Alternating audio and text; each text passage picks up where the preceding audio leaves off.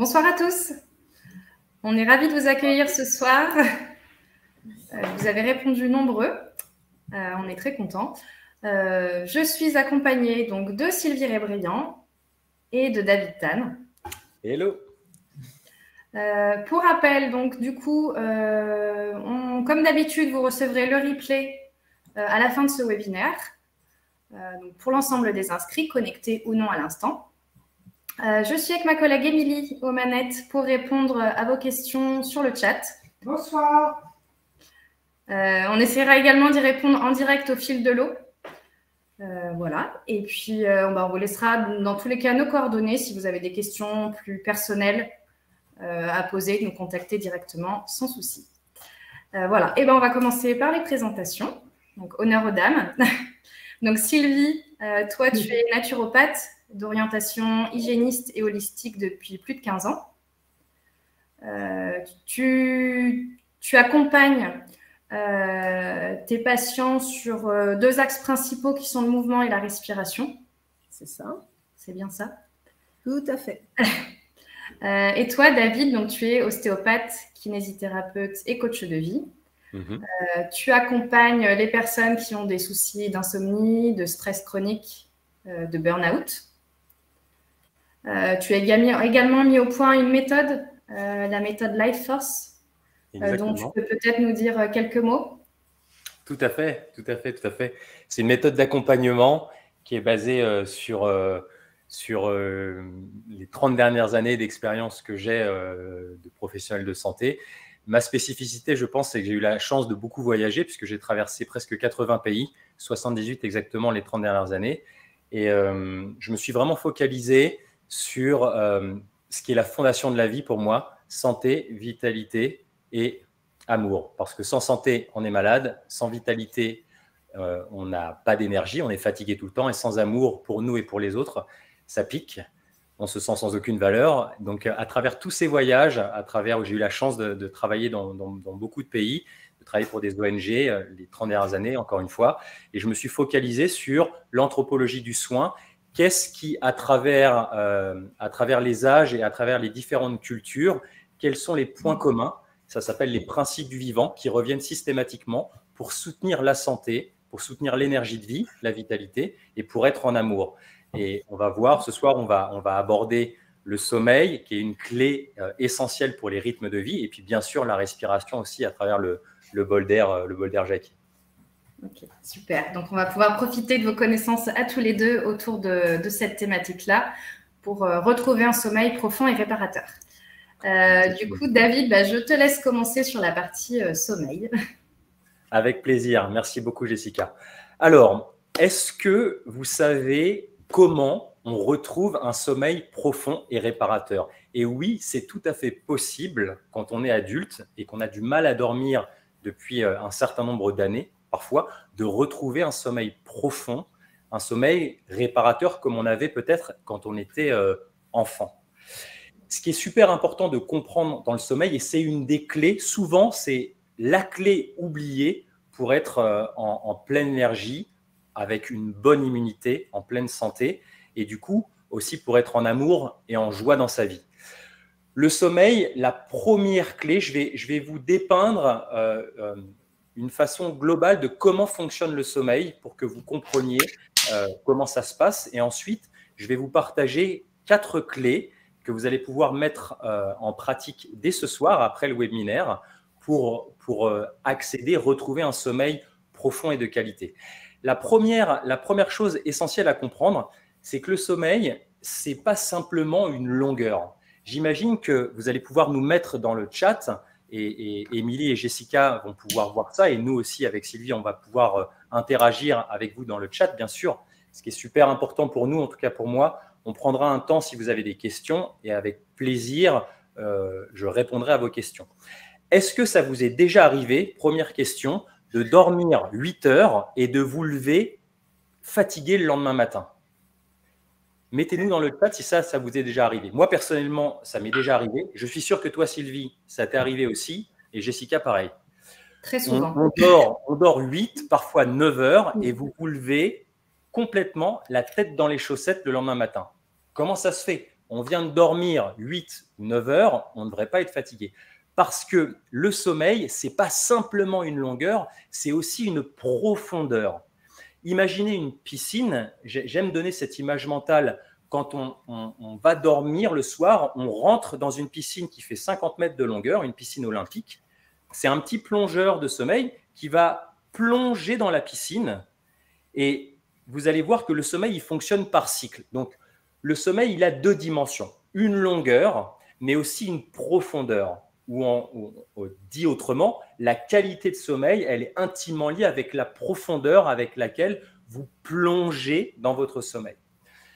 Un cycle de sommeil, ça se passe comment? Ça se passe avec différentes phases de profondeur. Un cycle a 5 phases.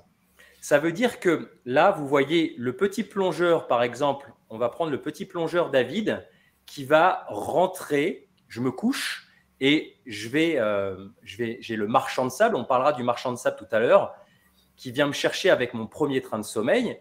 Et si je suis au lit au bon moment, je vais plonger dans le sommeil. Quand je plonge dans le sommeil, je vais commencer phase 1, sommeil très léger, c'est comme ça qu'elle s'appelle.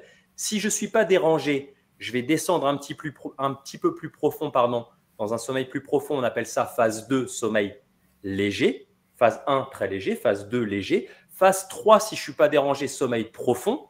C'est là que ça devient intéressant pour votre physiologie. Si je ne suis toujours pas dérangé, phase 4, sommeil très profond.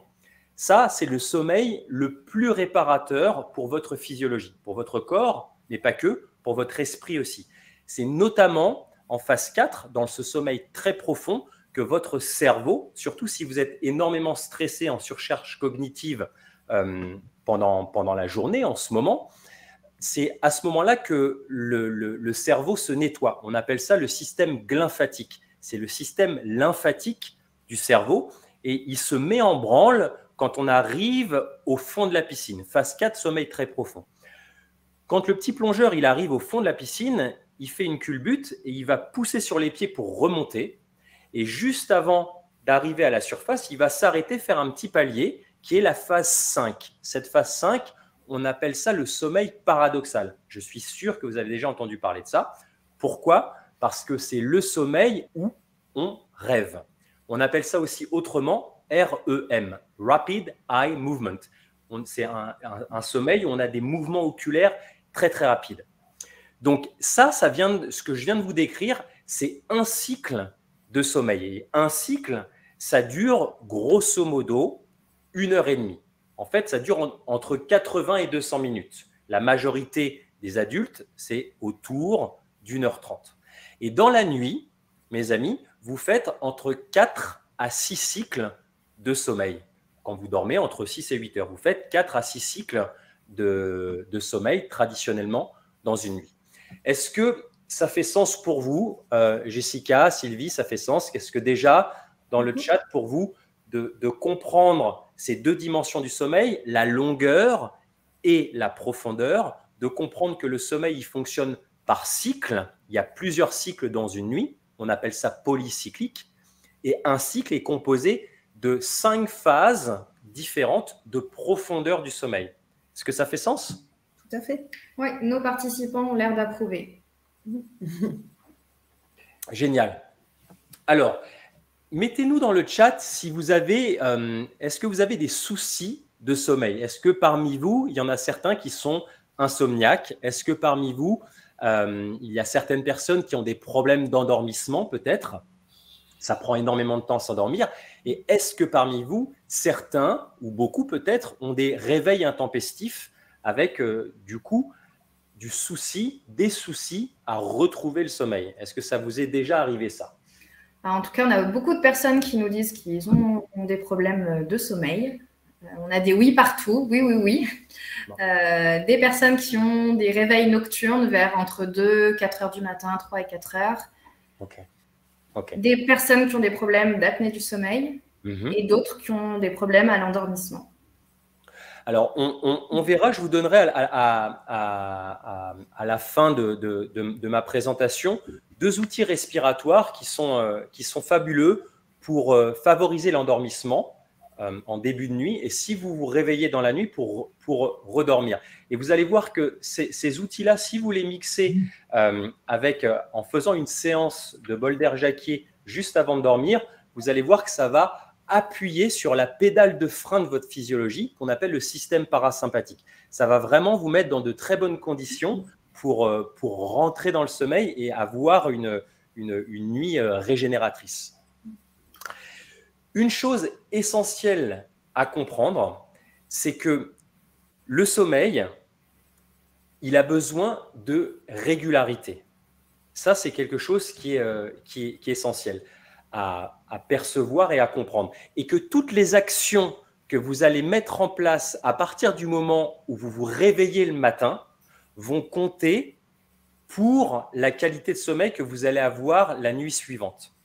Le secret, moi je serais vous, mes amis, je noterais, le secret pour retrouver un sommeil profond et réparateur, c'est le contraste entre l'exposition à la lumière du soleil la journée. J'ai dit quoi? La lumière du soleil, pas des néons. Si vous travaillez, par exemple, à la Défense ou dans un building avec des néons en permanence sur vous, maintenant que le soleil se couche plus tôt, vous avez tout intérêt, dès que vous avez une pause dans votre journée, et surtout à la pause du déjeuner, d'aller vous promener dehors. C'est essentiel.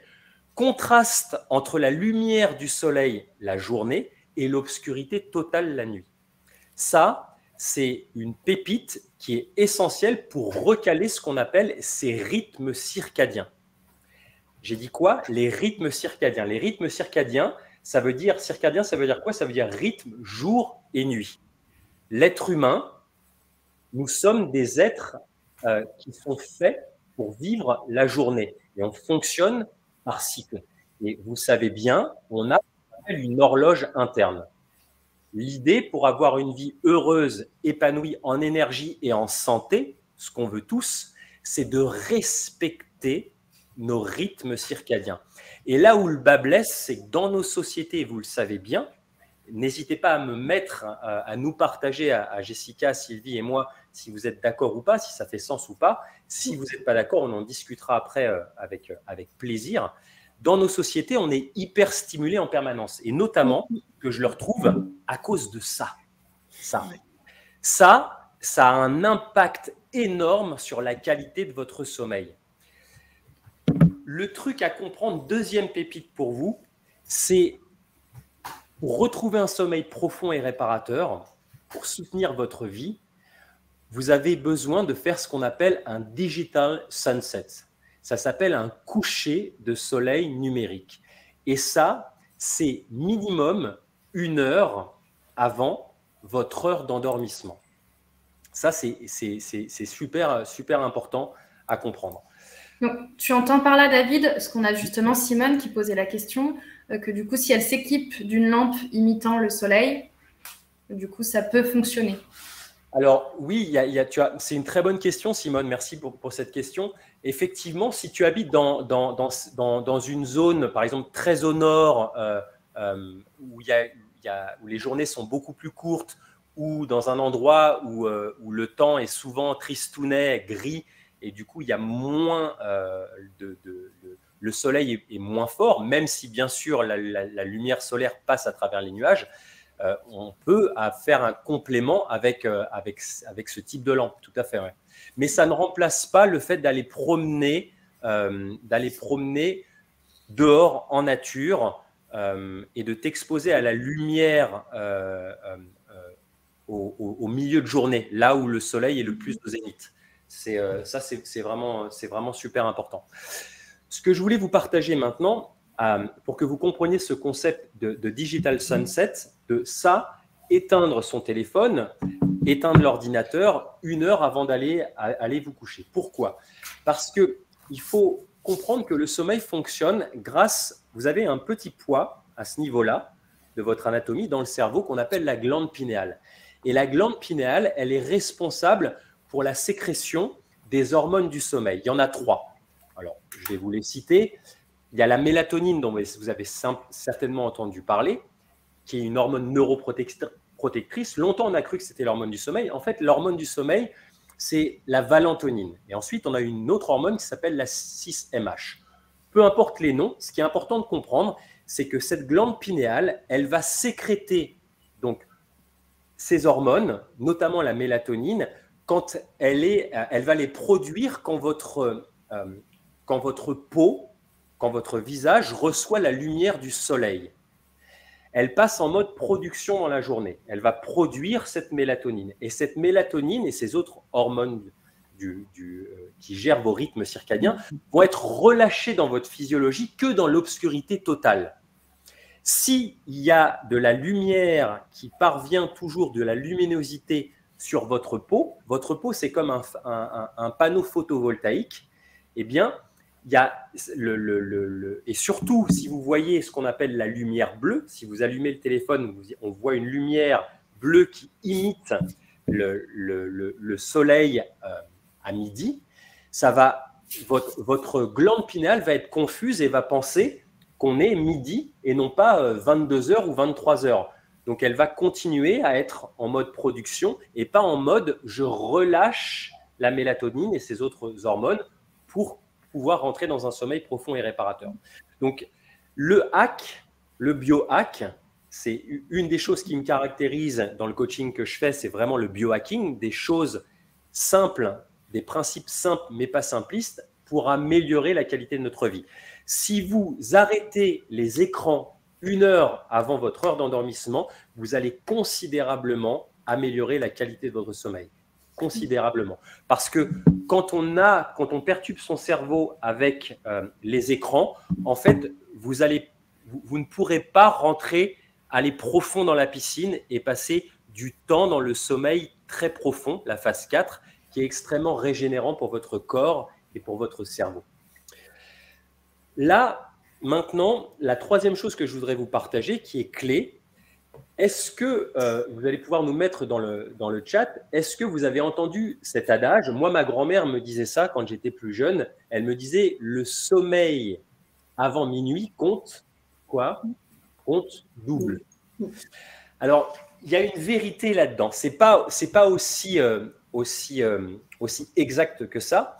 Ce qui est important de comprendre, c'est que les cycles dont je vous ai parlé, en début de nuit, vous allez descendre très vite au fond de la piscine, très vite dans un sommeil très profond, et vous allez rester longtemps au fond de la piscine. Donc, le cycle, en début de nuit, je plonge très vite et je passe beaucoup de temps au fond de la piscine. En fin de nuit, quand je suis ici, je vais descendre très lentement au fond de la piscine, donc je vais passer beaucoup de temps en sommeil très léger, et très peu de temps en sommeil profond et très profond, phase 3 et phase 4, et je remonte pour aller rêver et m'éveiller.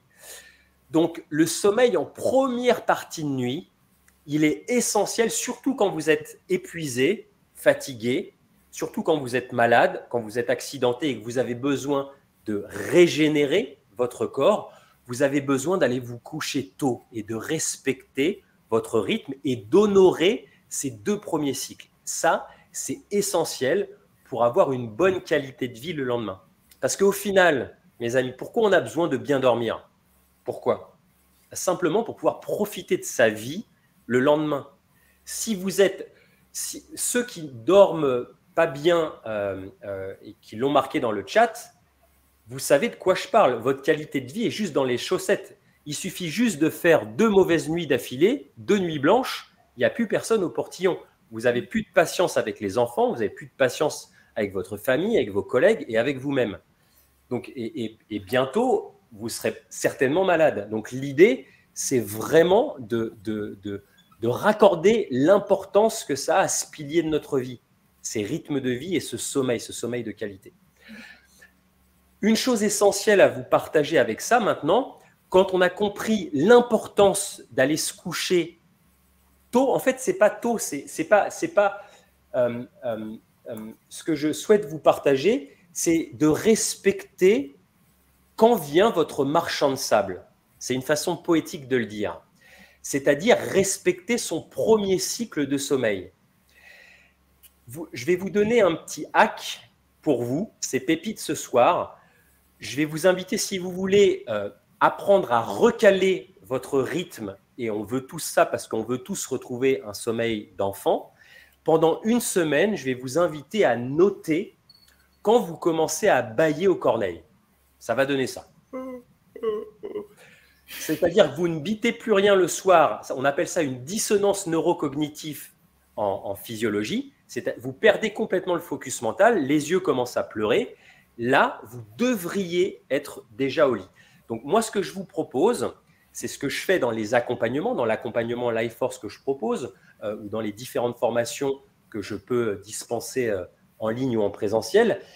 Je vous invite à noter pendant une semaine, quand vous commencez à bâiller aux corneilles et que vous perdez le focus mental, la concentration, notez l'heure qu'il est. Notez, ce soir, par exemple, il sera 21h22.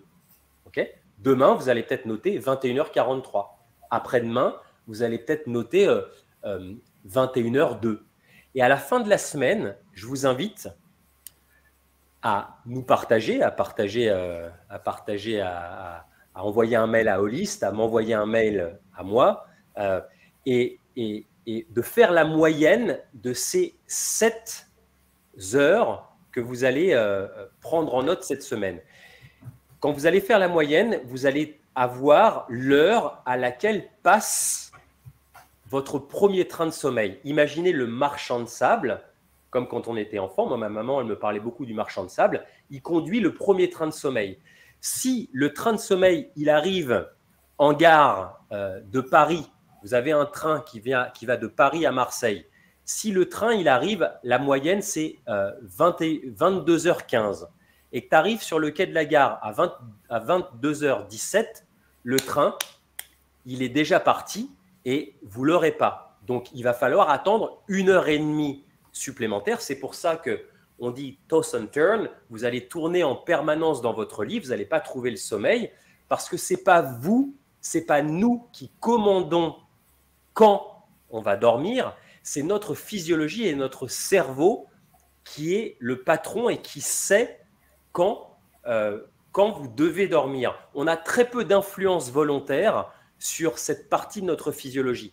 Donc, l'idée, c'est de repérer quand votre physiologie, si c'est 21h15, eh ben, l'idée, c'est d'être au lit à 21h10, tranquillement, d'avoir fait le digital sunset, d'avoir coupé ça à 20h15, pour que votre cerveau puisse dénouer toutes les tensions accumulées dans la journée.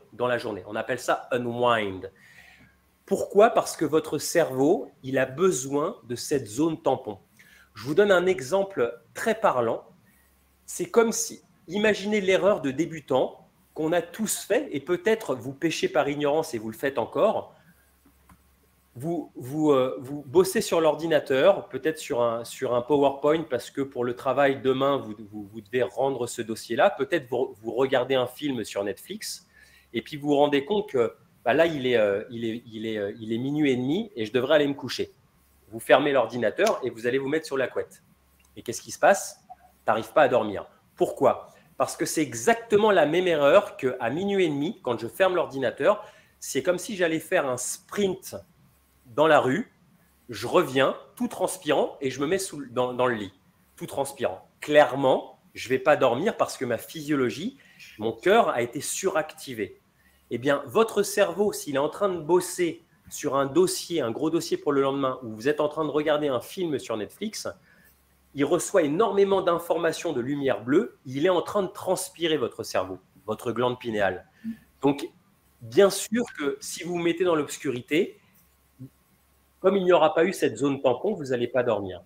D'accord ? Donc, c'est vraiment essentiel. Là, les 2 points, j'insiste, c'est de comprendre. Vous avez un hack, vous avez une chose très simple pendant une semaine pour mesurer quand passe le marchand de sable avec le premier train de sommeil. Et une fois que vous avez cette heure-là, l'idée, si vous voulez retrouver un sommeil de qualité, c'est d'éteindre, de faire ce coucher de soleil numérique, ce digital sunset, 1 heure avant. Ça vaut de l'or, ces conseils. Est-ce que ça fait sens, Jessica, Sylvie? Est-ce qu'il y a quelques questions? Tu as répondu déjà à beaucoup de questions qui ont été posées dans le chat. Donc forcément, tu nous montres ton téléphone, mais quand on parle de digital sunset, ça concerne aussi la télé. C'est les écrans dans leur globalité. On avait des questions dans ce sens-là. Et après, on nous demande Sophie, qui dit qu'elle utilise une liseuse sans lumière bleue et qui du coup s'interroge si elle peut l'utiliser avant de coucher. Oui, oui, un Kindle, une liseuse. Merci Sophie pour cette précision. Ça, c'est très bien. L'idée, moi, ce que je vous propose, on va en parler maintenant, mais justement, dans cette zone tampon, à partir du moment où on a ce coucher de soleil numérique, donc pareil, on met des lumières beaucoup plus tamisées, plus douces à la maison. C'est le moment, déjà, si vous êtes en famille, c'est un temps de qualité qui est assez génial, un temps de connexion humaine. Et c'est le moment de lire quelque chose qui vous apaise, d'écouter une musique qui vous apaise ou de lire soit sur un livre papier, soit sur une liseuse. Ne lisez pas sur une tablette parce que la façon dont la lumière est distribuée avec la tablette n'est pas du tout pareil que sur une liseuse. Donc une liseuse, très très bien. Ce que je voudrais maintenant vous partager, c'est un gros sujet. Hein, souvent, quand je fais des webinaires sur le sommeil, c'est 2 heures, 2 heures et demie. Vous avez vu que ça me passionne. C'est un sujet, c'est un pilier souvent négligé pour être, encore une fois, en santé, en énergie. Ce que je voudrais maintenant vous partager pour finir cette petite présentation, et puis après, avec plaisir, on prendra un temps pour répondre à d'autres questions s'il y a d'autres choses qui émergent, c'est vous partager 2 outils respiratoires qui pour ma part, c'est vraiment j'ai vraiment développé une grande expertise sur ce type d'accompagnement parce que ça fait presque 30 ans que je fais ça maintenant, que ce soit en entreprise, que ce soit avec des groupes d'individuels. Et on revient toujours, les rythmes, le rythme circadien, il est essentiel. Là où ça peut être fabuleux avec le bol d'air Jacquier, qui est un outil extraordinaire pour être en santé, en immunité, c'est d'incorporer avec un travail qu'on appelle de breathwork. Alors, je vais vous donner, pareil, ça c'est quelque chose qui me passionne, la respiration. Pourquoi? Parce que vous respirez. Est-ce que vous savez, vous pouvez nous mettre dans le chat combien de fois vous respirez par jour? Vous respirez entre 23 000 et 25 000 fois par jour. Qu'est-ce que j'ai dit? 23 000 et 25 000 fois par jour. C'est juste énorme. La façon, si vous changez votre façon de respirer, vous allez complètement transformer la couleur de votre vie. Et énormément, on en parlait en off avec Émilie, avec Jessica, juste avant de débuter le webinaire, énormément de personnes, énormément d'adultes ont pris de mauvaises habitudes respiratoires. Ça, moi, je le vois énormément avec mes premiers amours, qui sont l'ostéopathie et la kinésithérapie, où j'ai eu la chance d'accompagner plus de 40 000 personnes les 30 dernières années, de 80 nationalités différentes, pour la petite histoire. Donc, ce n'est vraiment pas une histoire de culture. C'est l'adulte, souvent, prend de mauvaises habitudes respiratoires. Alors, ce que je vous propose là, surtout si vous avez un bol d'air déjà, c'est après le webinaire et avant de vous coucher, pendant cette zone tampon d'1 heure, c'est de faire une petite cohérence cardiaque devant le bol d'air Jacquier. Qu'est-ce que c'est? Eh bien, vous allez, par exemple, on va faire une séance de 3 minutes sur le bol d'air et pendant 3 minutes, on va inspirer sur 5 temps par le nez et on va souffler sur 5 temps, donc 5 secondes, un petit filet d'air par la bouche. La neuroscience, elle a montré que si vous faites ça pendant 3 minutes, vous allez appuyer sur la pédale de frein de votre physiologie, qu'on appelle le système parasympathique. Donc, vous allez faciliter l'endormissement. Et ce système parasympathique, c'est ce qui permet de réguler le stress accumulé dans la journée. Je vous propose qu'on fasse 3 respirations ensemble pour que vous compreniez ce qui se passe. Et après, si vous avez un bol d'air, on va en parler ensuite avec Sylvie, vous pourrez le mettre en place pendant votre séance de bol d'air. Alors, je vous invite juste à vous asseoir tranquillement. On met un petit sourire sur son visage pour rendre la pratique agréable, changer sa chimie intérieure, plus de dopamine, plus de sérotonine. On s'appuie sur le dossier. On inspire par le nez toujours, parce que quand on inspire par le nez, ça c'est un biohack extrêmement puissant. Vos sinus de la boîte crânienne vont sécréter de l'oxyde nitrique. C'est un gaz qui est antiviral, ça tombe bien en ce moment, antibactérien, qui ouvre les voies aériennes supérieures et qui permet de mieux assimiler les vertus du bol d'air Jacquier et l'oxygène au niveau des alvéoles pulmonaires. Donc, on s'adosse contre la chaise et on va faire juste 4 respirations ensemble. Inspire, 2, 3, 4, 5. Expire, 4, 3, 2, 1. Inspire, 2, 3, 4, 5. Expire, 4, 3, 2, 1. Une dernière, inspire, 3, 4, 5. Expire.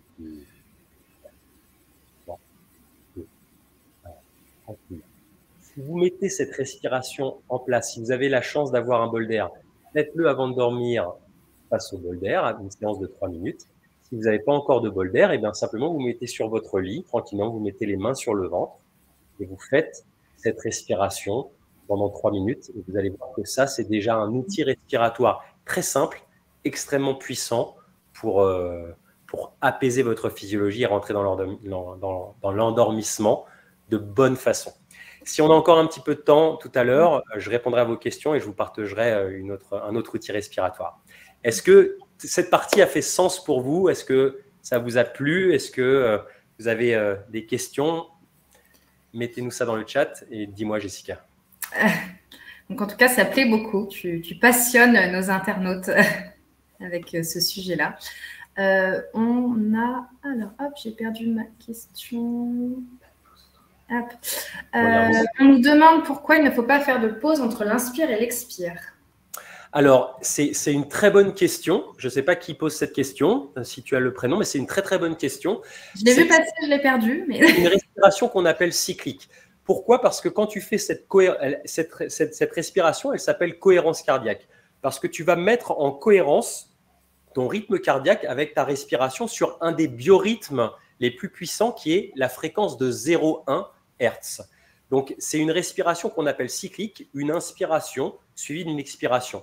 Il n'y a pas de pause respiratoire en poumon plein ou poumon vide. Il y a d'autres techniques respiratoires, d'autres pratiques avec des respirations triangulaires ou carrées. Celle-ci, pour que ton cœur rentre en cohérence avec ta respiration et du coup réguler ton stress, favoriser l'endormissement, elle n'a pas de pause respiratoire. Okay. Ce que je vous propose, c'est qu'on enchaîne tranquillement avec la présentation du bol d'air avec Sylvie. Et puis, si on a un petit peu de temps à la fin, avec plaisir, je prendrai d'autres questions. Ça marche. Merci, David.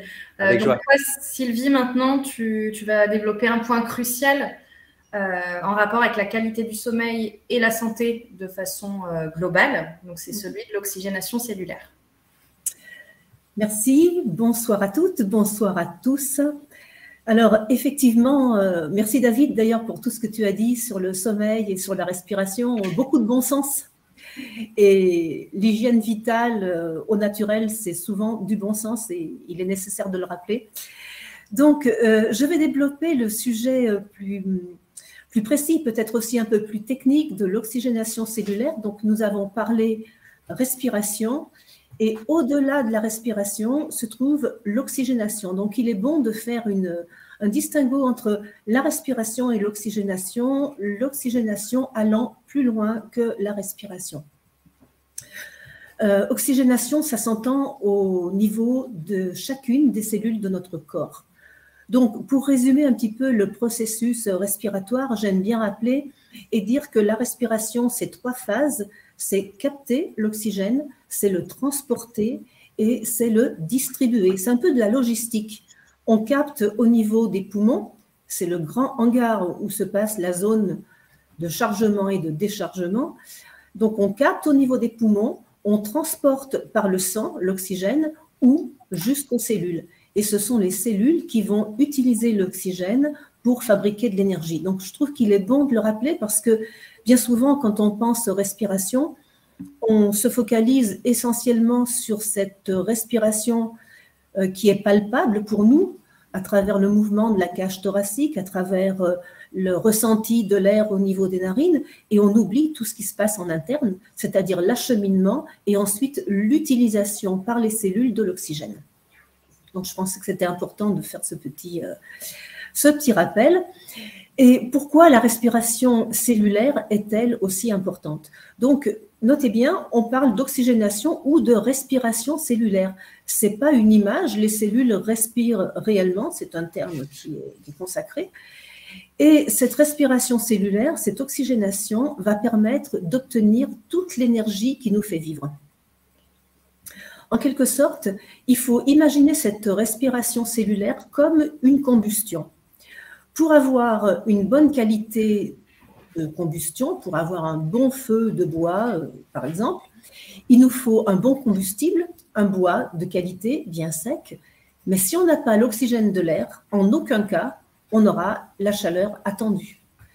Donc, on sait très bien que pour étouffer un feu, il suffit de le priver d'air, il n'y a plus du tout de combustion. Et dans notre organisme, c'est un principe identique qui est à l'œuvre. Au niveau, si je descends maintenant à l'intérieur de chaque cellule, on va trouver des unités spécialisées dans la production d'énergie, on les appelle les mitochondries. Et ces mitochondries utilisent un carburant, un combustible, essentiellement le glucose. Glucose et acides gras également, donc qui sont issus de l'alimentation, ça c'est le combustible. Mais elles utilisent aussi en priorité l'oxygène qui leur est parvenu, en considérant que cet oxygène a réussi à passer correctement à travers la membrane cellulaire et a pu être utilisé correctement par les mitochondries. Donc, une combustion, c'est l'image qu'il faut retenir au niveau de l'oxygénation cellulaire. Or, cette mécanique est une mécanique relativement sensible. Elle est sensible à plusieurs paramètres. Elle est sensible aux pollutions, donc pollution généralisée. Elle est sensible également au phénomène naturel du vieillissement. Plus on avance en âge, moins nos cellules ont de capacité à assimiler correctement l'oxygène et donc à fabriquer de l'énergie. Elle est sensible également à l'état de santé. Quand il est dégradé, les cellules ont beaucoup moins de facilité, enfin l'organisme dans son ensemble d'ailleurs, a moins de facilité pour s'oxygéner correctement. Pensez aux apnées du sommeil, puisque c'est un peu en relation avec le sujet du jour. Une personne qui souffre d'apnée du sommeil va être mal oxygénée. De fait, là c'est direct. Les personnes qui souffrent de pathologies respiratoires, également, ça va de soi. Mais ce qu'on oublie aussi, c'est que les personnes qui ne sont pas en bon état de santé souffrent aussi de sous-oxygénation de manière très indirecte. Exemple, une pathologie cardiaque, puisque c'est le sang qui transporte l'oxygène jusqu'aux cellules. Une personne qui a de l'insuffisance cardiaque, par exemple, va être de fait moins bien oxygénée. C'est vrai aussi pour, par exemple, des personnes qui souffrent d'anémie. C'est la partie ferrique du globule rouge qui capte, qui fixe l'oxygène. Une personne qui manque de fer dans le sang aura donc moins de possibilités de transporter l'oxygène jusqu'aux cellules. Voilà, donc des exemples sur les pathologies. Et dernier grand facteur, le stress. Celui-là, il ne faut vraiment pas l'oublier. Le stress est un facteur capital de sous-oxygénation.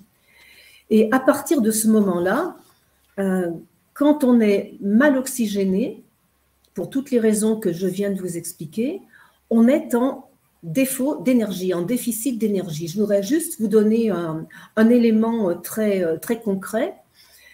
Avec la même quantité de combustible, je vais appeler ça combustible pour continuer à reprendre l'image du feu de bois, pour la même quantité de combustible amené à nos cellules, on aura 18 fois moins d'énergie en absence d'oxygène. Notre organisme fonctionne à partir du métabolisme de l'oxygène.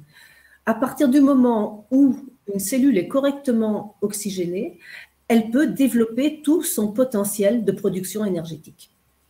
Voilà, ça c'est vraiment important à comprendre. Et cette énergie va servir à l'équilibre général du corps.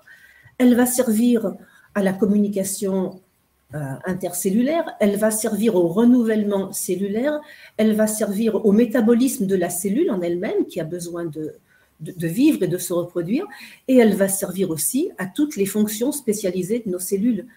Par exemple, des cellules hépatiques, des neurones, des cellules immunitaires ont toutes le même besoin en énergie pour accomplir leurs fonctions. Donc nos cellules sont spécialisées, ce qui nous permet de comprendre que dès lors qu'on est correctement oxygéné, c'est toutes les fonctions métaboliques de l'organisme qui en bénéficient. Et à ce stade, je voudrais quand même mettre le doigt sur quelque chose d'important, c'est que le système qui est le plus demandeur en énergie, c'est notre cerveau et le système nerveux en général.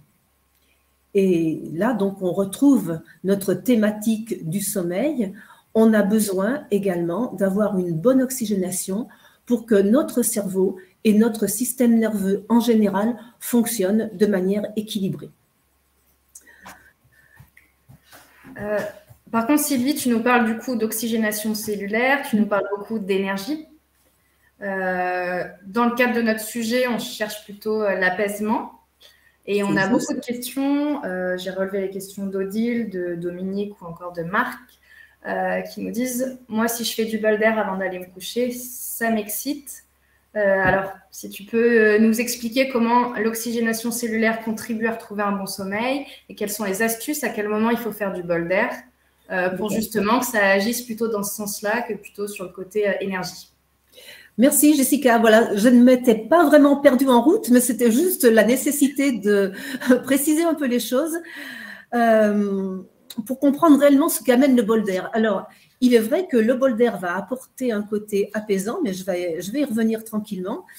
Mais j'aimerais, avant de répondre à ces questions, mais je vous promets de le faire, je voudrais d'abord expliquer un peu comment fonctionne le bol d'air. Qu'est-ce qu'il a de si particulier, de si singulier, pour que tout le monde comprenne bien. Je ne suis pas certaine que tous les auditeurs aient un bol d'air ou aient eu l'occasion, en tout cas, d'en utiliser un. Donc, je voudrais préciser un peu les choses. Le bol d'air utilise un support qui est l'huile essentielle de résine de pin, donc extraite du pin des Landes, que Jessica est en train de nous montrer. Voilà. Et l'appareil bol d'air est j'ai envie de dire, c'est un petit laboratoire à part entière qui, à partir de cette huile essentielle de résine de pin, va diffuser un transporteur d'oxygène. Donc, le bol d'air met à disposition de celui qui l'utilise un catalyseur. Quand on met son visage devant l'appareil bol d'air, on ne respire pas une huile essentielle comme ça pourrait être le cas avec un diffuseur d'arômes. On respire cette huile essentielle à l'état de catalyseur. Donc, elle a subi une transformation radicale en étant passée dans l'appareil bol d'air Jacquier. Alors, quelle est cette transformation ? Jessica nous mettra tout à l'heure l'appareil en service, on comprendra un peu mieux. Mais cette transformation consiste, à partir de l'huile essentielle de pin, de créer une association avec l'oxygène ambiant, sachant que cette association entre la molécule de pin et l'oxygène ambiant existe quelquefois dans des conditions rarissimes à l'état naturel dans les forêts de pin, quand les conditions climatiques sont à leur optimum. Voilà. Donc, c'est-à-dire de façon très aléatoire. Et le génie de René Jacquier, qui a mis au point le bol d'air, c'est d'avoir compris ces conditions et de les avoir rendues reproductibles et utilisables par tout le monde à travers l'appareil bol d'air. Donc, cette association entre la molécule de pin et l'oxygène ambiant va permettre une meilleure oxygénation de tout l'organisme pour deux raisons. Quand on respire ce catalyseur produit par l'appareil bol d'air, il va y avoir une affinité supérieure de l'hémoglobine, donc au niveau de nos alvéoles pulmonaires, pour se composer, pour cet assemblage pinène et oxygène, plutôt que pour l'oxygène tout seul que l'on respire à chaque instant de notre vie. Donc une meilleure attractivité, ce qui veut dire qu'on va mieux saturer au niveau de l'hémoglobine. Notre hémoglobine est capable de se charger en oxygène. Plus elle se charge en oxygène, meilleure est la saturation. C'est ce que l'on mesure avec un oxymètre de pouls, cette petite pince qu'on met au bout du doigt des personnes pour connaître leur niveau de saturation. Ça, c'est une première chose. Eh bien, il apparaît que lorsqu'on respire devant le bol d'air, la saturation est meilleure parce que notre hémoglobine va préférer capter cette association plutôt que l'oxygène de l'air ambiant ordinaire. C'est le premier élément. Le second élément, c'est que cet assemblage entre l'oxygène et le pinène rend l'oxygène beaucoup plus instable quand il est transporté sur le sang pour être acheminé jusqu'aux cellules. Or, on se doute bien que l'oxygène n'a pas vocation à rester accroché à son transporteur. Alors là, je suis encore dans l'image de la logistique. le colis oxygène qui a été pris en charge par le camion globule rouge ne doit pas rester dans le camion, il doit être distribué aux cellules. Le fait d'avoir cette association entre pinène-oxygène, cette nouvelle molécule, donc pinène-oxygène, fait que l'oxygène va quitter très facilement son transporteur et se mettre à la disposition des cellules. Donc je pense que vous avez compris le mécanisme du catalyseur, comment agit le catalyseur, c'est-à-dire ce que l'on respire quand on est devant le bol d'air. Dans un premier temps, on fixe mieux l'oxygène, on fixe plus l'oxygène, et dans un second temps, cet oxygène se redistribue beaucoup plus facilement aux cellules. Pour résumer, il s'agit de biodisponibilité de l'oxygène, il s'agit d'améliorer la biodisponibilité de l'oxygène et non pas de respirer plus d'oxygène. Ce point est vraiment capital. Pourquoi? Parce que si on respire plus d'oxygène, c'est-à-dire si on concentre l'oxygène au-delà de 21%, qui est le taux normal d'oxygène contenu dans l'air ambiant, on va avoir un effet très agressif sur les cellules et en même temps, on va avoir un effet dopant, extrêmement stimulant et excitant. L'oxygène concentré et dopant est excitant. Alors que l'oxygénation que l'on obtient, l'oxygénation de qualité que l'on obtient avec le bol d'air, elle n'a pas de concentration, bien sûr, en oxygène, donc elle n'est ni dopante ni excitante. C'est un point important à comprendre parce que on n'aura pas à respirer plus d'oxygène, on aura simplement mieux assimilé l'oxygène dont on a besoin et qui bien souvent est contrarié par tous les facteurs que j'avais cités précédemment. On a besoin d'oxygène, mais en temps ordinaire, on est tous en hypoxie, on est tous en état d'hypoxie, c'est-à-dire en sous-oxygénation chronique. Voilà, le bol d'air, le catalyseur produit par le bol d'air nous permet justement de contourner cet état d'hypoxie et d'avoir une meilleure oxygénation au plan qualitatif et non pas quantitatif. Voilà, c'est important à comprendre parce qu'on est sur une notion d'équilibre. Et cette notion d'équilibre me ramène, je vais y venir, au sujet du moment, c'est-à-dire le sommeil et la qualité, la facilité avec laquelle notre système nerveux joue son rôle et fait son travail. Donc, pour être plus précise sur les effets du bol d'air sur le sommeil, de nombreux témoignages, j'ai envie de vous donner donc simplement des témoignages d'utilisateurs, puisque les appareils bol d'air ont déjà pas mal de... La méthode a beaucoup de recul.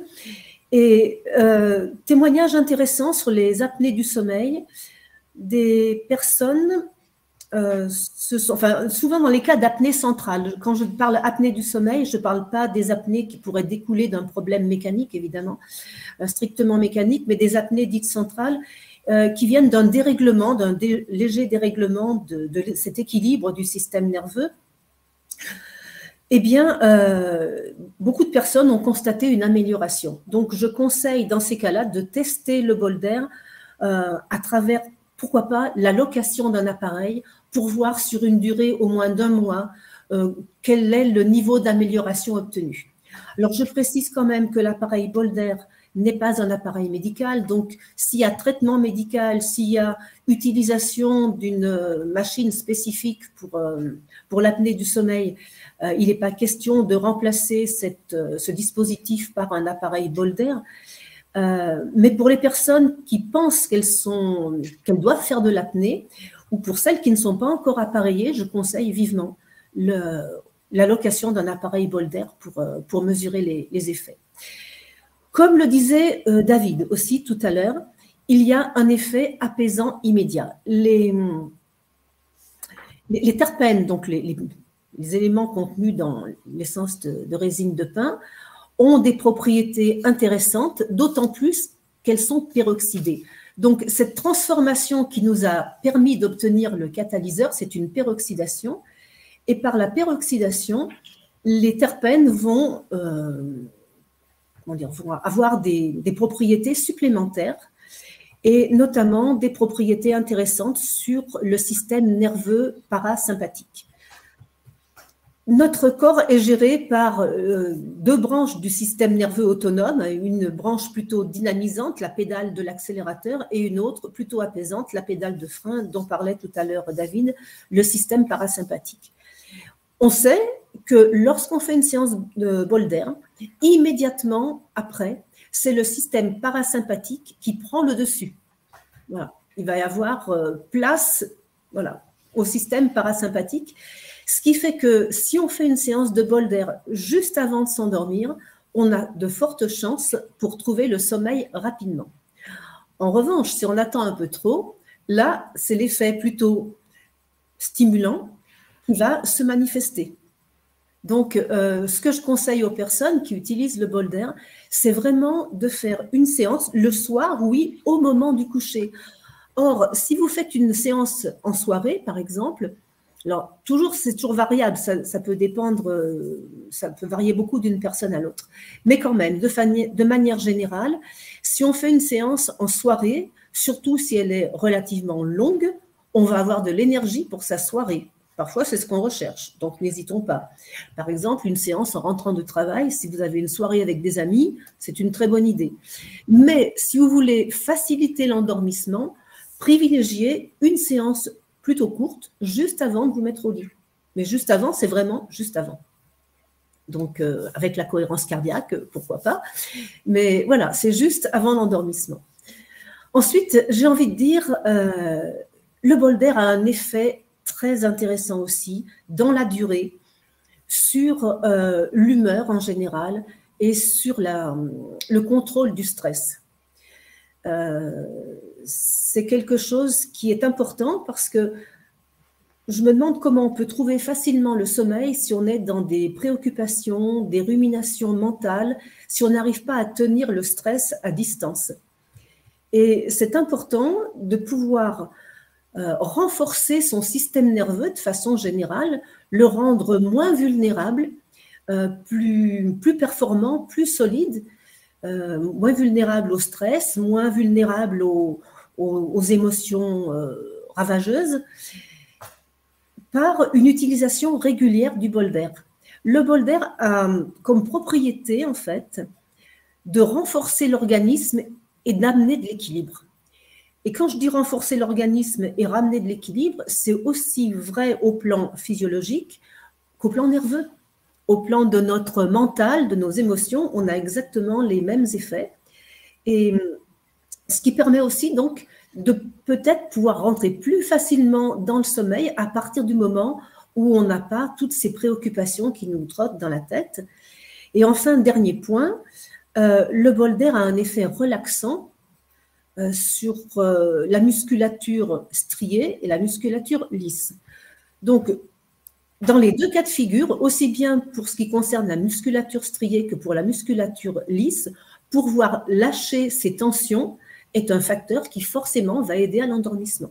On ne peut pas s'endormir correctement si on est plein de tensions, si on est encore complètement crispé, qu'on est plein de tensions. Voilà donc ce qui je trouvais important de préciser. Maintenant, je pense que Jessica va peut-être nous montrer la... Oui, après, juste pour revenir sur un point, Sylvie, tu nous parles de régularité. Donc, tu as évoqué la possibilité de louer l'appareil. On peut également aussi faire des séances chez des centres bol d'air agréés. Donc, ce sont des professionnels de santé et du bien-être, des magasins bio par exemple, qui ont été sélectionnés par Holist, qui ont été formés à la méthode et qui dispensent des séances, soit dans le cadre des soins, soit on peut venir librement faire sa petite séance et repartir. Par contre, du coup, est-ce que tu peux nous préciser qu'est-ce qu'on appelle régularité? Est-ce qu'il faut en faire plusieurs fois par jour? On parle aussi de courtes séances. Que signifie le mot court pour toi? D'accord, merci Jessica pour ce rappel.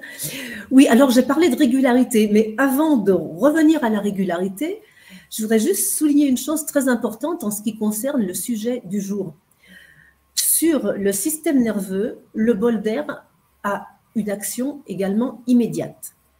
Et vraiment, c'est une spécificité pour le système nerveux, c'est-à-dire que si vous avez des tracas, des soucis, une émotion, je vous conseille franchement une séance bol d'air. Ça peut avoir un effet mais stupéfiant de manière immédiate.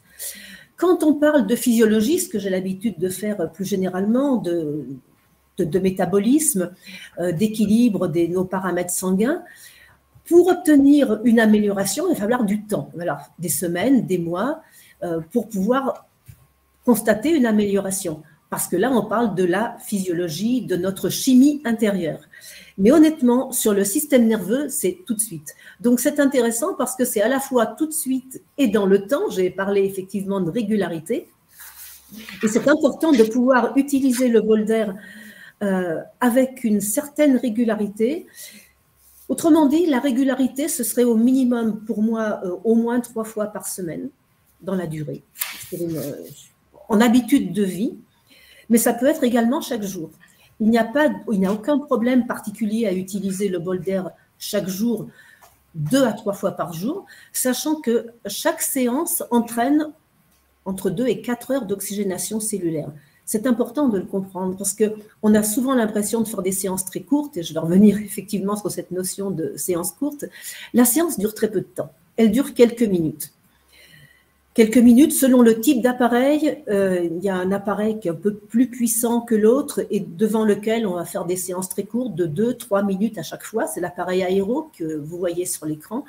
Et puis, il existe un appareil plus basique avec lequel on va prolonger un petit peu la séance, la multiplier par 2 ou 3 en termes de durée pour avoir un effet identique. Voilà, donc, mais à chaque fois, ça va être de l'ordre de quelques minutes, 2 à 3 fois par jour, si on veut vraiment couvrir sa journée, avoir une bonne oxygénation pour l'ensemble de la journée, on peut se permettre des séances de 2 ou 3 fois dans la journée, quelques minutes à chaque fois. Et ceci en habitude de vie. Pour avoir les bénéfices en profondeur, donc vraiment sur toutes nos fonctions métaboliques, une séance de temps en temps, ça sera bien, mais ce n'est pas suffisant. Le minimum, c'est à peu près 3 fois par semaine. Et donc, du coup, je pense que ça répond à votre question, Christine. Vous interrogiez sur l'intérêt de faire soit 3 séances de 9 minutes ou une seule de 15. Donc, Sylvie a bien répondu. Oui. En insistant sur le fait que ça relance le métabolisme pendant plusieurs heures à chaque fois. C'est ça. Il y a plus d'intérêt à faire plusieurs courtes séances qu'une seule longue. Absolument, absolument. Oui, tout à fait. Est-ce que j'ai répondu à toutes les questions sur la régularité? Oui. La régularité, il faut vraiment la prendre comme une régularité d'ensemble. Rien n'empêche aussi de se décider à faire des cures. On peut très bien dire, tiens, je vais louer un appareil, par exemple, pendant 1, 2, 3 mois, ce qui est tout à fait possible, et faire 1 ou 2 cures dans l'année. Pourquoi pas? C'est aussi une possibilité. À ce compte-là, l'utilisateur va faire ses séances bol d'air tous les jours, scrupuleusement, 2 à 3 fois par jour. C'est une autre possibilité. Personnellement, je l'utilise dans la durée, vous voyez, au fil du temps. Okay. Je pense, qu'est-ce qu'il y avait comme question pratique? Alors, simplement, l'utilisateur devant l'appareil bol d'air doit absolument placer son visage à une courte distance de la corolle de respiration. Et ça, c'est capital pour moi parce que je vous ai parlé du catalyseur, c'est-à-dire cette molécule active que l'appareil bol d'air fabrique. Et ce catalyseur, cette association, puisque le catalyseur, c'est le mariage, je vais dire, entre une molécule d'oxygène et une molécule de pain. Eh bien, cette association-là, elle est très fragile dans l'espace. Ce qui fait que lorsqu'on s'éloigne de l'appareil, eh bien, on va retrouver d'un côté l'oxygène, de l'autre côté le pain, il va y avoir dissociation. Donc, l'association de pain et oxygène, pinène-oxygène, on doit vraiment la capter à la sortie de la corolle de respiration, à quelques centimètres de la corolle de respiration. Elle est très éphémère, en fait, dans l'espace. Voilà, je tenais à le préciser parce que c'est vraiment aussi une grosse différence avec un diffuseur d'arômes. Un appareil bol d'air n'est pas un appareil d'oxygénation classique. Il ne concentre pas l'oxygène, il le rend plus disponible, mais ce n'est pas non plus un diffuseur d'arômes alors qu'il utilise une huile essentielle de pain. Un diffuseur d'arômes ne fait que diffuser en l'état la molécule. L'appareil bol d'air crée un catalyseur. Voilà. Pour moi, c'était important que cette distinction soit vraiment comprise de tout le monde. La création du catalyseur, il n'y a que le Bolder qui soit en mesure de la proposer. Et donc, on ne met que de la térébenthine officinale ou de l'huile essentielle de résine de pin. C'est la même chose sous 2 appellations différentes, puisque c'est la seule huile qui a des propriétés déjà oxygénantes de base et qui permet d'obtenir, après transformation, ce transporteur d'oxygène. Merci Jessica, c'est exactement ça. L'huile essentielle de résine de pin, donc, qui est une térébenthine officinale, a des propriétés intrinsèques de base. Ces propriétés sont démultipliées par la technologie Bolder. Voilà, par la technologie Jacquier, ces propriétés sont démultipliées. Elle en acquiert de nouvelles, comme le transport de l'oxygène et l'assimilation de l'oxygène, à partir d'une molécule qui est déjà en soi un petit peu oxygénante, mais elle devient très oxygénante à partir du moment où elle est travaillée par la technologie, par la peroxydation. Donc, oui, la distance de respiration, c'est important. Oui. Peut-être, on pourrait peut-être passer à la partie pratique. Quelques minutes on l'a dit. Peut-être que je devrais parler un petit peu, s'il n'y a pas eu de questions à ce sujet, sur des restrictions d'emploi, peut-être. Oui, on a eu des questions, notamment par rapport aux enfants. Oui, voilà. Alors, vous savez qu'il y a une restriction par rapport à l'usage des huiles essentielles en règle générale pour ce qui concerne les femmes enceintes, celles qui allaitent et les enfants. Bon, c'est exactement la même que l'on applique pour le Bolder, puisqu'il y a une huile essentielle à la base. Donc, pour les enfants, alors, à partir de 3 ans, oui, sans problème. C'est une question de législation, hein, donc on va éviter les huiles essentielles dans les cas que je viens de vous citer. Donc, à partir de 3 ans, un enfant peut faire du Bolder avec des doses qui seront adaptées à son âge, à son poids, et puis aussi en n'oubliant pas qu'un enfant a généralement un bon niveau de vitalité, et donc que des séances plutôt courtes seront largement suffisantes pour un enfant. Si l'adulte, par exemple, fait 3 minutes sur un appareil type aéro, comme vous avez sous les yeux, l'enfant pourra faire 30 secondes ou 1 minute. Voilà, à partir de 3 ans, en principe, il n'y a pas de souci là-dessus. La contre-indication à laquelle je pensais de façon plus spécifique, c'est un cas très rare d'épilepsie. C'est l'épilepsie terpène dépendante. Donc, les terpènes sont les composants essentiels de l'essence de pin. Donc, une personne qui serait épileptique terpène dépendante pourrait déclencher plus facilement une crise d'épilepsie en respirant des terpènes. Donc, c'est une contre-indication majeure. Pareil pour les personnes qui font des convulsions, on est dans le même registre. Et on est prudent également pour les personnes qui sont sous traitement par immunodépresseurs. Certaines personnes sont traitées par immunodépresseurs, notamment dans des cas de greffe d'organes. En tout cas, chaque fois qu'il faut réguler, faire baisser l'immunité. Parce que l'immunité ne fait pas la différence entre l'organe qui a été greffé pour sauver une personne et le virus dont on doit se débarrasser. Donc, dans ces cas-là, évidemment, on va éviter d'aller à l'encontre d'un traitement médical. L'appareil Bolder, l'oxygénation cellulaire, je pense que vous avez compris, si vous avez bien suivi ce que j'ai dit, l'oxygénation cellulaire permet à toutes nos cellules d'être plus performantes. Elle permet à toutes nos cellules de mieux faire leur travail, cellules immunitaires comprises. Donc, en général, l'usage du Bolder est plutôt recommandé quand on cherche à avoir de bonnes défenses, mais une personne qui est sous traitement immunodépresseur évitera de faire du Bolder. Voilà, je tenais à le préciser. Et évidemment, après, c'est juste une question de bon sens, une personne qui serait allergique aux essences de pin et à la térébenthine. Sachant que, là, je parle de térébenthine officinale, ce qui n'a rien à voir avec la térébenthine à usage domestique du commerce. On parle de contre-indications, mais il est peut-être important aussi, Sylvie, de parler des mauvaises pratiques.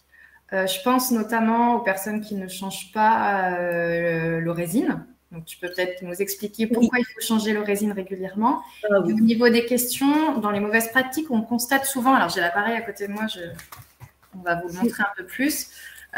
On constate souvent des personnes qui se mettent très éloignées de la corolle. Donc, si je me mets là, typiquement, ça ne sert à rien. Donc, voilà. Si tu peux nous préciser, Sylvie, pourquoi il vaut mieux être trop près que pas assez? Oui, c'est ça. Oui, c'est par rapport à la fragilité de cette molécule là dont je vous ai parlé tout à l'heure. Je disais que le catalyseur, cette molécule très précieuse qu'on va retrouver dans les forêts de pins dans des conditions extrêmement spécifiques et que René Jacquet a réussi à reproduire dans l'appareil qui porte son nom, eh bien cette association-là, elle est très fragile dans l'espace. Elle ne tient pas longtemps. L'assemblage pinène-oxygène, c'est un peu un mariage fragile, on va dire. Donc, quand on s'éloigne, l'un et l'autre se redissocient. Donc, restons toujours à proximité de l'appareil. J'ai habitude de dire prendre comme repère le plat de sa main. Le plat de sa main, donc comme ceci. Voilà, exactement, pour être à la bonne distance. Ça me semble important. Jessica nous a évoqué évidemment l'importance de renouveler l'orésine. Alors, il est certain que le composé qui sert à fabriquer le catalyseur, le transporteur d'oxygène, c'est un liquide qui, au départ, est totalement transparent. Il est très fluide, il est totalement transparent. C'est un extrait de pin, c'est un extrait de la résine de pin, sans aucun mélange, sans aucun ajout. C'est un extrait pur de résine de pin. Donc, totalement liquide, totalement fluide, transparent quand il est frais. Quand il a été utilisé pendant un certain temps, il va s'oxyder, il va s'épaissir, il va jaunir. Alors, quand je dis jaunir, n'attendez surtout pas qu'il devienne franchement jaune. À partir du moment où le liquide prend une légère teinte, il doit être complètement renouvelé. Voilà, Jessica est en train de verser le liquide dans le flacon jusqu'au trait repère. Donc, il y a un trait repère. Bon, qui n'est peut-être pas très visible. Oui, voilà, c'est ça. Ça doit être pas mal. Parfait, c'est bien. Voilà. Donc, le liquide est versé à l'état pur dans le flacon. Donc, elle va remonter le flacon et ensuite, elle mettra en route l'appareil. Donc, avant qu'elle ne mette en route l'appareil, je voudrais juste préciser pour quelles raisons il faut changer ce liquide.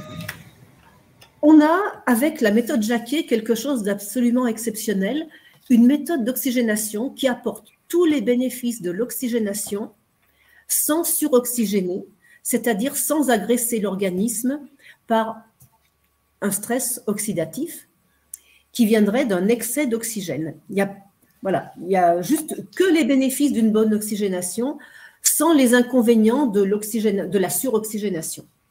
Mais attention, il y a un liquide. Ce liquide, c'est quelque chose qui est sensible à son environnement. Il y a la lumière environnante, il y a l'oxygène de l'air, et au bout d'un certain temps, ce liquide va s'oxyder sous l'influence de l'oxygène. Quand vous coupez une pomme, elle noircit, c'est un peu la même chose, hein. C'est l'oxygène de l'air qui provoque une oxydation. Pour notre liquide qui est dans le flacon, c'est la même chose. Plus il va rester longtemps dans le flacon, plus il va s'oxyder. Il va jaunir, il va épaissir, et donc il ne pourra plus on ne pourra plus espérer avoir les propriétés antioxydantes de la méthode René Jacquet. On aura une respiration qui pourra devenir pro-oxydante dès lors que le liquide est oxydé. Et ça, c'est bien embêtant parce que le stress oxydatif est vraiment néfaste à la santé des cellules. C'est un facteur de vieillissement cellulaire, c'est un facteur de dégénérescence cellulaire. Si on est déjà soumis à un énorme stress oxydatif du fait de notre mode de vie, du fait des pollutions, du fait du stress, des rayonnements, de toutes sortes de facteurs, si on utilise un produit qui est dégradé par oxydation, on ne pourra pas avoir ces propriétés antioxydantes de la méthode Bolder. Alors, je suis désolée, je n'ai pas eu le temps de développer les propriétés antioxydantes de la méthode Bolder parce que ça dépasse largement le cadre en tout cas nos contraintes horaires. J'aurais pu le faire. Mais je pense que vous avez compris à travers la qualité d'oxygénation apportée par l'appareil Bolder, c'est-à-dire un oxygène plus assimilable, plus disponible pour l'organisme, qu'il n'y avait pas cette agression cellulaire provoquée par l'oxygène concentré. L'oxygène concentré, c'est ce qui se passe quand on dépasse le taux de 21%. Donc, pour avoir cette propriété antioxydante, j'ai pas le temps de développer, mais des études ont prouvé que les séances Boulder non seulement n'oxydent pas l'organisme, ne créent pas de stress oxydatif, mais qu'en plus, elles protègent l'organisme contre le stress oxydatif. Voilà, ça a fait l'objet d'une étude, ça a fait l'objet d'une thèse de doctorat que Holist peut vous communiquer, je pense, sans problème. Mais voilà, je voulais juste le signaler, des effets protecteurs contre le stress oxydatif, ce qui est quand même un vrai paradoxe pour une méthode oxygénante. Oui, effectivement, on n'a pas le temps de tout développer. Voilà, je n'ai pas le temps de développer, mais voilà, il faut quand même retenir qu'il ne faut pas que le liquide soit oxydé. Dès qu'il prend une teinte un peu jaune, c'est fini, il faut le remplacer. Par contre, on ne peut pas développer tous les sujets et on sait que le bol d'air a une action sur énormément de choses, la détox, en accompagnement de traitement, etc. On n'a pas le temps non plus de répondre à toutes vos questions. Par contre, Émilie va vous mettre nos coordonnées dans le chat. Donc, n'hésitez pas si vous souhaitez de la documentation sur des études, si vous souhaitez prendre un rendez-vous en ligne aussi avec une de nos conseillères, on reste à l'écoute. Donc, ça, c'est pas un souci. Je vous propose juste de vous montrer l'appareil qui est à côté de moi. Donc, ça, c'est le modèle Aero 2. Sylvie nous signalait tout à l'heure qu'il y avait deux modèles, donc le tonique et l'Aero 2. Donc là, c'est le plus puissant, le plus haut de gamme. L'avantage de celui-ci, c'est qu'on a un bras Corolle qui est articulé, donc il pivote. Donc, c'est assez pratique, notamment pour des personnes qui sont, par exemple, alitées. Outre le bras Corolle qui se déplie, il est plus puissant. Donc, quand on fait 1 minute sur celui-ci, ça équivaut à 3 minutes sur l'autre appareil. Il est très pratique puisque vous avez vu, j'ai descendu. Il y a un système de vérin, donc j'ai descendu le flacon pour y placer l'huile essentielle de résine de pin. Sur le modèle tonique, on a plutôt un ensemble de flacons qui est un petit peu alambiqué. Donc, c'est un petit peu plus contraignant en termes d'utilisation et de nettoyage. On a aussi un système de lumière. Donc, en fonction des goûts de chacun, on peut avoir un coloris, une couleur en tout cas qui stimule pour certains, d'autres une couleur qui soit plus apaisante. Donc, on peut changer la couleur. On peut le mettre aussi en mode cohérence cardiaque. Et après, en fait, il suffit d'appuyer. Alors là, je ne sais pas si vous allez bien voir, mais il suffit en fait de régler le temps de séance, de régler la puissance et de lancer et de se laisser aller, de respirer normalement. Si ça pique les yeux, on les ferme et on fait des séances comme ça de plusieurs minutes.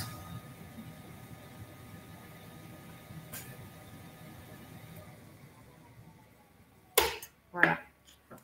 David, est-ce que toi qui es utilisateur également du bol d'air, est-ce que tu peux nous faire part de ton expérience? Écoute, avec plaisir. J'ai la chance d'être passionné par différents sports et moi je l'utilise en récupération et ça, je vois vraiment une différence sur mon temps de récupération. Et comme je vous le disais aussi, comme je le partageais, j'aime bien toujours partager ce que je fais, ce que je suis et ce que je fais. Et moi, typiquement, avant de dormir, je me fais une cohérence cardiaque devant le bol d'air et ça aussi, ça favorise mon endormissement. Donc, j'ai vu vraiment deux impacts majeurs, deux bénéfices majeurs sur la qualité de récupération post-effort et puis sur l'endormissement. Et comme le disait tout à fait Sylvie aussi tout à l'heure, effectivement, au niveau gestion de stress, au niveau émotionnel, quand il se passe quelque chose qui est difficile à gérer par votre intériorité, c'est très intéressant si vous avez un bol d'air à la maison, dès que vous pouvez le faire, effectivement, ça va appuyer sur la pédale de frein de votre physiologie qui régule le stress, le parasympathique, et notamment parce que on prend le temps de respirer devant le bol d'air. La respiration, comme la vie d'ailleurs, elle se pratique. Et le fait d'être devant le bol d'air, on prend conscience de pratiquer sa respiration. Et donc, la qualité de sa respiration, on refera un autre webinaire avec plaisir sur ça parce qu'il y a énormément de choses à dire. C'est essentiel, c'est clé. Et le fait de vous mettre devant le bol d'air, vous conscientisez, vous faites des respirations en conscience et ça change complètement la donne sur votre système nerveux. Oui. Et par rapport à la cohérence cardiaque, justement, alors c'est à nous de compter, comme l'a bien expliqué David, en 5 temps, inspire, expire. La seule fonctionnalité du bol d'air, en fait, c'est que la lumière monte et descend. Donc, elle peut nous aider à nous caler sur ce rythme-là. Voilà. Mais écoutez, je crois en tout cas qu'on a fait déjà un bon tour d'horizon sur le sujet. J'espère que ça vous a tous plu. N'hésitez pas à nous contacter. On a une offre en ce moment jusqu'au 30 novembre. Si vous souhaitez tester avant d'acheter, vous pouvez louer l'appareil et la location vous est 100% remboursée. Et on a également des promotions d'automne sur des séries limitées, etc. Remboursé en cas d'achat, tu voulais dire? Remboursé en cas d'achat, oui. Tout à fait. En tout cas, merci David, merci Sylvie. Avec plaisir. Merci à tous les participants qui nous ont suivis. Et puis, je vous dis à très bientôt. À très bientôt. Belle soirée. Bonsoir.